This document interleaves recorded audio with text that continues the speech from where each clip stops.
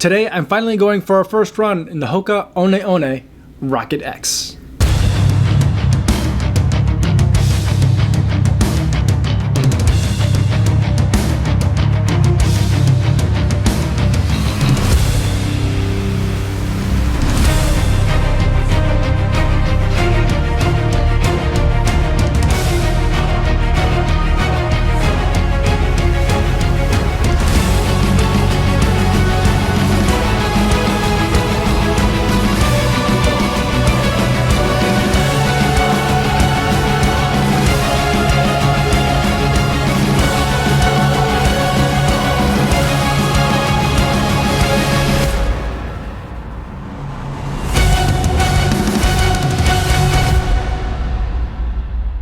.37 miles, 8 minutes, 23 seconds per mile, 156 beats per minute for today's workout, which was 10 times 1 minute on, 1 minute off. So a perfect workout to test out the carbon fiber plate and the new lightweight EVA foam in the Rocket X. Now, before I get to my thoughts on this shoe after just this first run though, I do want to go over some disclosures. This is a shoe that I purchased with my own money. No one sent it to me. No one's paying me to make this video, and no one's going to get a chance to preview any of my footage or my thoughts before you guys get a chance to see this video on YouTube.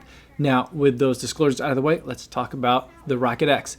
Now, with this shoe, what we have is 32 millimeters of foam in the heel, coming down with a 5 millimeter drop this year to 27 millimeters of stack height in the forefoot.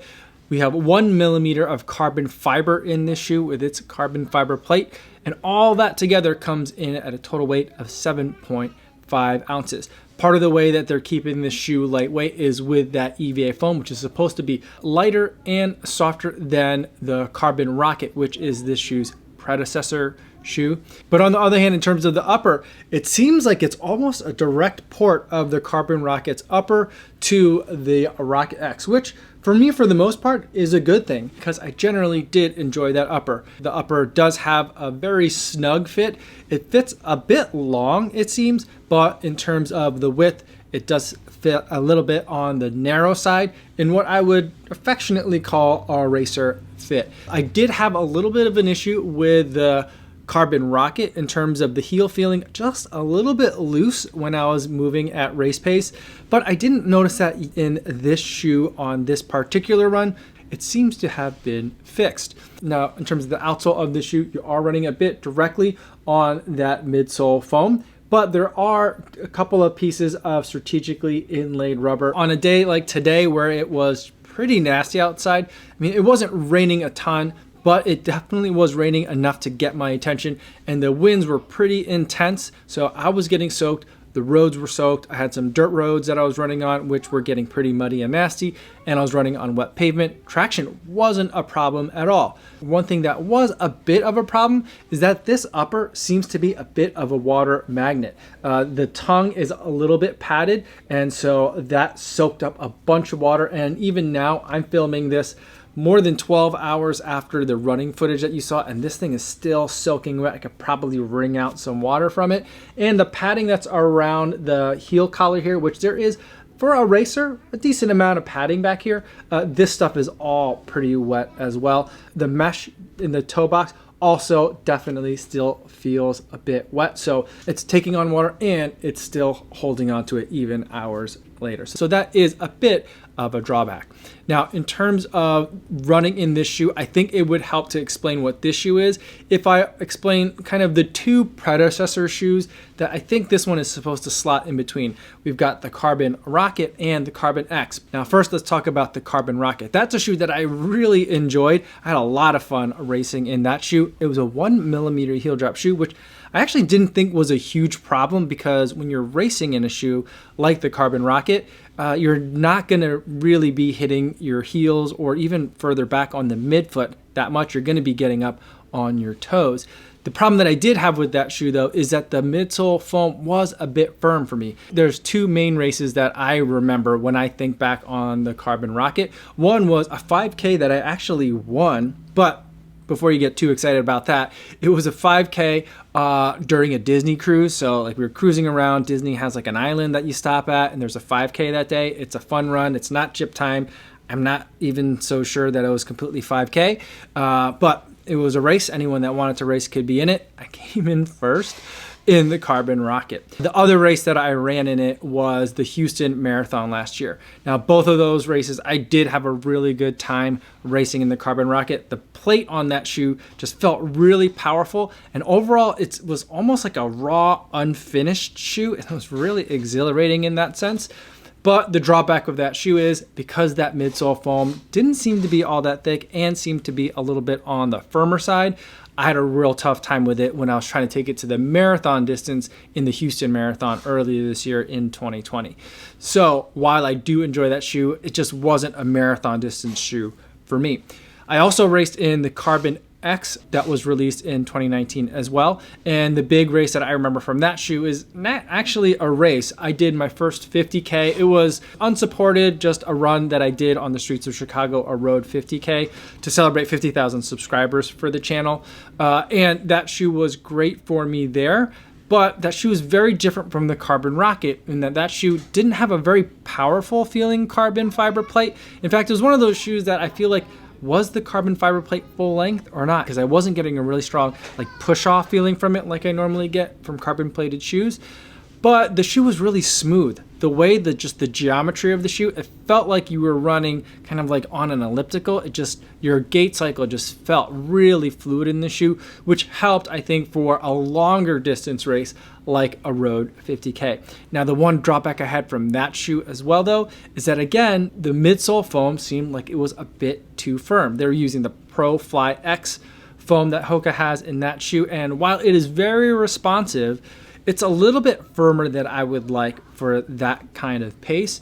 And so that shoe left a little bit to be desired as well. Now, where this Rocket X is supposed to fit into the picture, it's supposed to have the excitement and the power of the Carbon Rocket, but that kind of long distance smoothness of the Carbon X. And for the most part, this really nails it and sits right in between those two shoes. I feel like there's still a lot of that carbon plate power in there. The one downside is it's not as kind of like raw as I felt like the power was in the Carbon Rocket. I feel like they've smoothed a lot of those edges, but it's made it slightly less exciting of a shoe to run in. But that also might be a good thing. Like, it's one thing to have this shoe and want to feel like you've got a lot more horsepower underfoot when you're doing minute intervals at mile pace, but it's another thing entirely to try to go 26.2 at your marathon pace. So this might actually be beneficial to the fact that it's not so kind of like unbridled and it's a lot more refined. And I will say that the foam here is actually much softer. I think that they've made a good move in the right direction, but I just feel like they didn't go far enough in terms of really making this that marathon super shoe, at least for my preferences and my taste.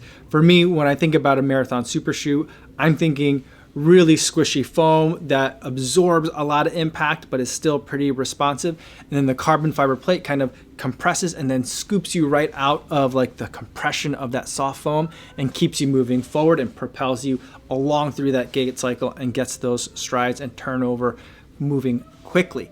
I didn't quite feel like the shoe was squishing down as much as I wanted it to.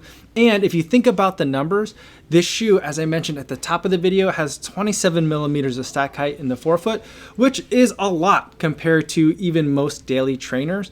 But you know what other shoe had 27 millimeters of stack height in the forefoot? The Carbon Rocket. So that shoe had 27 millimeters of stack height, but the 1 millimeter drop, so the heel had 28. This shoe has 32 millimeters of stack height in the heel, which makes it a lot nicer to run in on my recovery portions and even at my warm-up and cool-down paces. I actually really liked it there, but I also felt like I wasn't feeling a lot of that extra comfort that I want under the forefoot, which makes me wonder, can I take this shoe the marathon distance? Now, I'm not sure I can answer that question based on the run that I did today. It was a 45-minute run.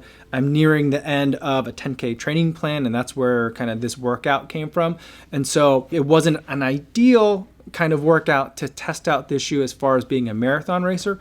But as far as putting it through its paces as being a carbon-plated racer, I do feel like I had a really good sense of what this shoe is. And here are kind of like the two takeaways that I have from this shoe. I want just a little bit more of that carbon fiber power sensation. Give me some more of that feeling from that Carbon Rocket, but I want even softer, even more cushion underfoot. If they were able to go to a softer formulation of midsole foam and put that in here, as long as it doesn't get too squished down and can still respond quickly enough that the carbon fiber can really work with it, then I think we're in marathon super shoe territory. But as it is, I think this is a pretty exciting shoe to run in. More testing is definitely going to be required, especially at that marathon pace, that marathon effort, to see if I can really take this to the marathon distance. And I'm very much looking forward to it. So those are my thoughts on the Hoka One One Rocket X after just this first run. Let me know in the comments if you have any other questions about it, or better yet, I do a live stream every day, 3 p.m. here on YouTube. You can always feel free to ask me any questions there. That's all I have for today, everybody. Thanks so much for making it all the way to the end of the video. Hopefully you guys are staying safe out there on your runs, and I'll see you in the next one. Yo, what's going on?